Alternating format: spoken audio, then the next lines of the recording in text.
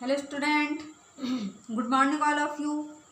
कल हमने पढ़े थे दुख का अधिकार कहानी, जो कि यशपाल के द्वारा लिखी गई है। इसका जीवन परिचय हम पढ़ चुके हैं 1903 में, और जन्म और 1976 में मृत्यु। आरंभिक शिक्षा यानी स्थानीय स्कूल में और उच्च शिक्षा लाहौर में। और इनकी बहुत सारी रचनाएं, उनमें से मेरी तेरी उसकी बात जो रचना है, उस पर इनको साहित्य अकादमी पुरस्कार प्राप्त हुआ है। और कल हमने ये जो पाठ है दुख का अधिकार, वो आपको थोड़ा सा बताए थे और उसके बाद थोड़ा सा पढ़ के भी सुना दिए थे।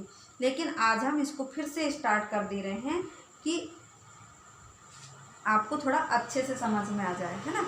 अब देखिए, मनुष्य की पोशाकें उन्हें विभिन्न श्रेणियों में बांट देती है। यानी पोशाक यानी पहनावा, अगर हम पहनते हैं अलग अलग, तो वो अलग अलग श्रेणियों में हमें बांट देती है। प्रायः पोशाक ही समाज में मनुष्य का अधिकार और उसका दर्जा निश्चित करती है। यानी अगर हम अच्छे वस्त्र पहनते हैं तो लोग हमें अच्छा समझते हैं, अगर बुरे पहनते हैं तो लोग हमें बेकार समझते हैं।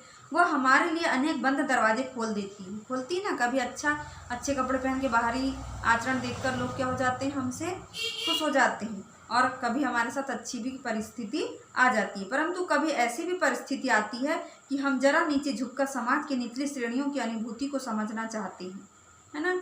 कि कभी कभी हम खुद भी अच्छे बन जाते हैं। उस समय यह पोशाक ही बंधन और अड़चन बन जाती है ना। कभी कभी बुरे वस्त्र पहन लिए तो ये क्या हो जाती है, अड़चन भी बन जाती है। जैसे वायु की लहरें कटी हुई पतंग को सहसा भूमि पर नहीं गिरने देती।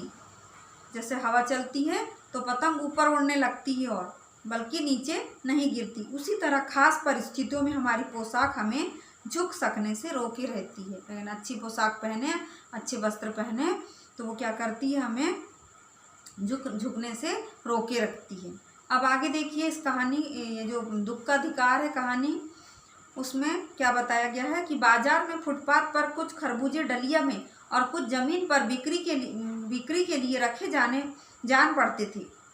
यानी बाजार था, मार्केट, जिसमें फुटपाथ पर क्या किए थे, खरबूजे कुछ डलिया में और कुछ जमीन पर बेचने के लिए रखे गए थे। खरबूजों के समीप एक अधेड़ उम्र की, अधेड़ मतलब 40-50 साल की औरत बैठी रो रही थी। खरबूजे बिक्री के लिए थे, परंतु उन्हें खरीदने के लिए कोई कैसे आगे बढ़ता। खरबूजों को बेचने वाली तो कपड़े से मुंह छिपाए सिर को घुटने पर रखे फबक फबक कर रो रही थी। यानी अच्छे से बेचती तो उसके खरबूजे बिकते, परंतु वह दुखी थी और इस कारण से वह क्या कर रही थी, खरबूजे बेचने वाली कपड़े से मुंह छिपा लिया था उसने, और वह घुटनों के बल मुंह टिका लिया, जैसे चित्र में दिखाया गया है ना। तो वैसे ही तो वो फबक फबक कर यानी रो रही थी, बिलक बिलक कर रो रही थी। पड़ोस की दुकानों के तख्तों पर बैठे या बाजार में खड़े लोग घृणा से उसी स्त्री के संबंध में बात कर रहे थे, है ना।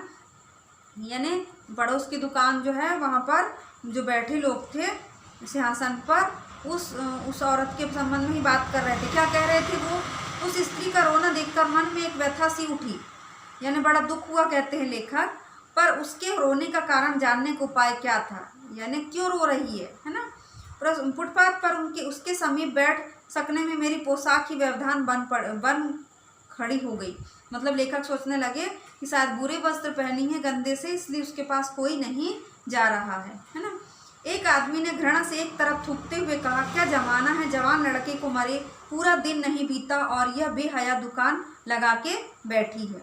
यानी अभी 13 दिन भी नहीं हुए और दुकान लगा के बैठ गई। यानी किसी के बारे में भी लोग कुछ भी बिना सोचे समझे बोल देते हैं। हो सकता है उसको दुख हो, किसी कारण से उसके घर में कुछ परेशानी हो, परंतु लोग उसके बारे में वैसा नहीं सोचते और जो सामने कंडीशन देखते हैं उसी के अनुसार वो बोलना चालू कर देते हैं, है ना।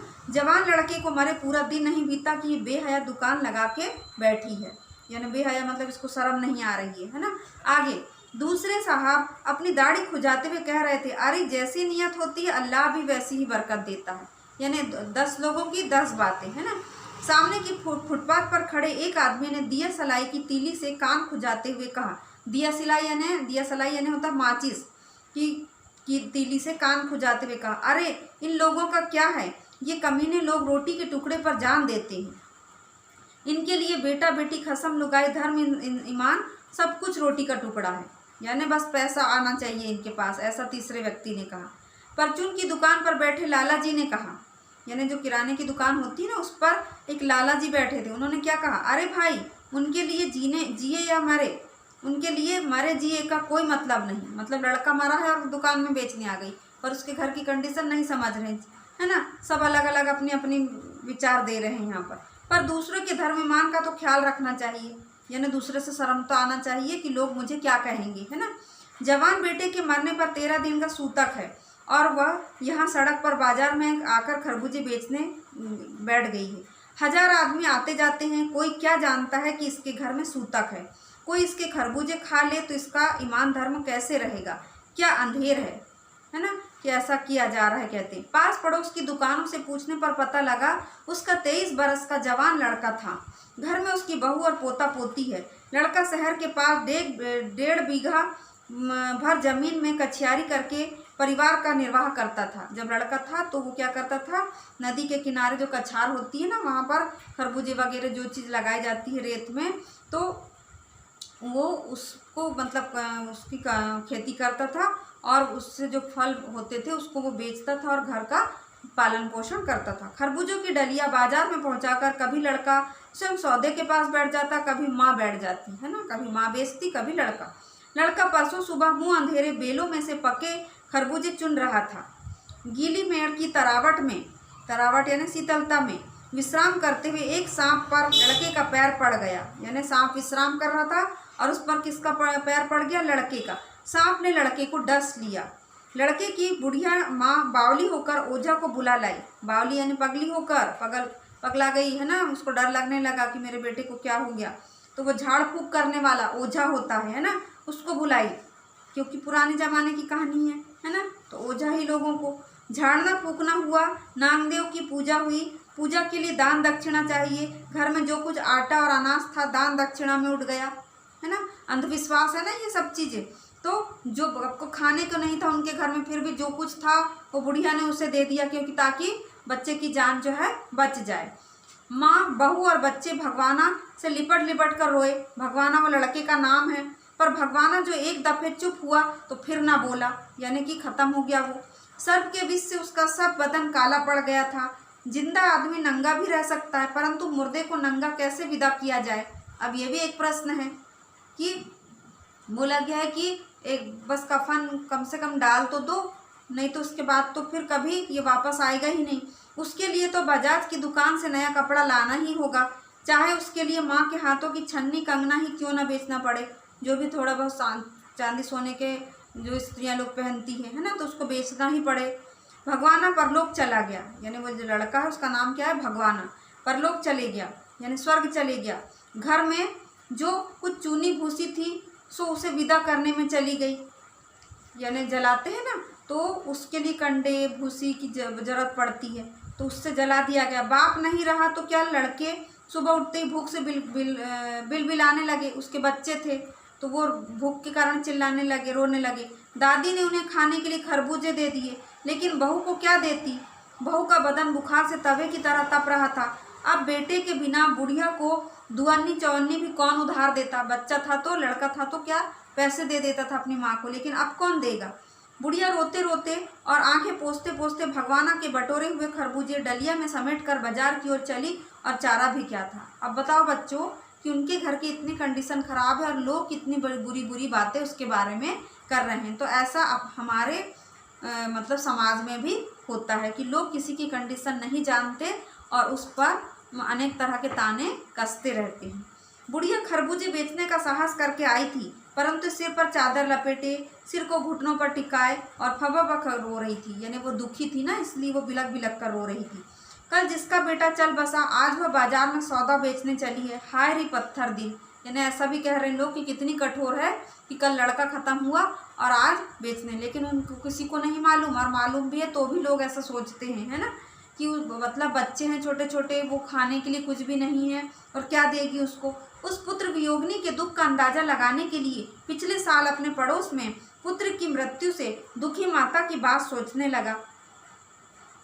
वह संभ्रांत महिला पुत्र की मृत्यु के बाद 2.5 मास तक पलंग से ना उठ सकी, यानी 2 महीना मतलब 2 महीना 2.5 महीना जो है उसकी जो पत्नी थी भगवाना की, वो क्या है 2.5 महीने तक बिस्तर से नहीं उठ सकी।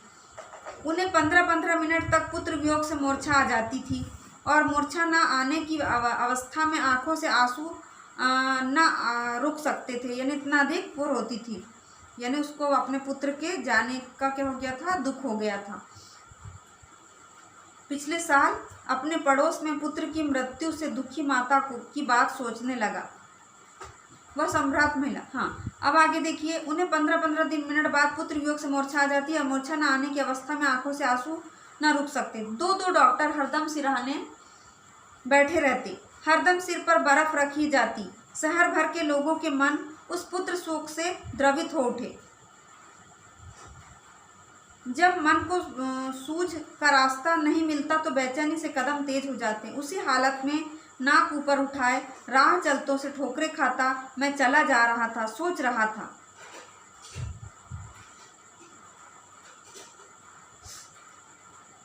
तो क्या बोला गया आगे कि उन्हें 15 मिनट बाद पुत्र वियोग से मूर्छा आ जाती और मूर्छा आने के बाद अवस्था में आंसू न रुकते थे। 2-2 डॉक्टर हरदम सिरहाने बैठे रहते थे, हरदम सिर पर बर्फ रखी रहती थी। शहर भर के लोगों के मन उस पुत्र शोक से द्रवित हो उठते थे। जब मन को सूझ रास्ता नहीं मिलता तो बेचैनी से कदम तेज हो जाते। उसी हालत में नाक ऊपर उठाए राह चलतों से ठोकरें खाता मैं चला जा रहा था, सोच रहा था। लेखक बोल रहे हैं ऐसा। शोक करने, गम मनाने के लिए भी सहूलियत चाहिए, ऐसा बोला गया है ना। दुखी होने का भी एक अधिकार होता है, यानी हर किसी को अधिकार नहीं रहता। दुख का अधिकार बोले ना तो गरीबों को अधिकार रहता ही नहीं है कि वो दुख मनाए, है ना, क्योंकि उनके घर में कुछ रहता नहीं है तो उनको हर चीज़ अपनी करना पड़ता है, लेकिन लोगों के ताने भी सुनना पड़ता है। तो बच्चों, कहानी आपको समझ में आ गई होगी। एक बार आप लोग होमवर्क में इस कहानी को, जीवन परिचय को अच्छे से पढ़ लेना। और हमने जीवन परिचय आपको लिखकर भेज दिए हैं तो उसको आप कॉपी में नोट करते जाइए। अगर बुक नहीं लिए हैं तो बुक भी ले लीजिए, है ना, और नहीं है तो अभी फ़िलहाल कॉपी में चला लीजिए और तुरंत बुक ले लीजिए। उसके बाद क्वेश्चन आंसर हम अब जो है कल करवाएंगे। धन्यवाद बच्चों।